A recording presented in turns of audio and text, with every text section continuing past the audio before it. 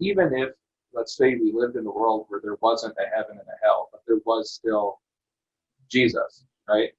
Then I still, regardless of what happens after death on earth, that I still want to live my life for Christ because of what he's done for us. And I think getting into that perspective can be extremely helpful. Instead of thinking, how many points do I have to rack up in my life so that I can, you know, punch my ticket into heaven? Instead thinking of like, even if there was no heaven, even if there was no hell, that Christ and life with him is so, immeasurably better, that how can I live every single day, repaying this man? Really quick, I had a friend when I was a kid that had a really cool pool, or at least they were building this really cool pool, right? And so there's an entire summer, his name was Trent, and my wife knows all about Trent because I still curse his name at night sometimes. But there's this one summer where they were building a pool, right? And so they told me and a couple of my friends, like, hey, if you help us this summer, wheelbarrowing dirt around on your days off and, friggin' shoveling this hole in our backyard.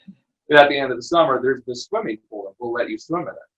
All right, so I spent literally like 8 weeks just wheelbarrows full of dirt, wearing boots and getting hot and shoveling stuff. But I could be like playing baseball or video games with my friends. I was digging this friggin' hole and I was working hard at it and doing things that I felt would buy myself into this pool, right? At the end of the summer, the pool got built and I think I swam in it like one time at a party. And then every time after that, the parents were like, oh, sorry, we're gone, you can't swim, or Trent wasn't there, so I couldn't swim, or whatever the case was. And I got gypped, man. I lived my whole summer was spent working towards this goal that I kept thinking of as like, if I just do this, this, and this, if I'm a good enough person, if I work hard enough, I can get into Trent's pool.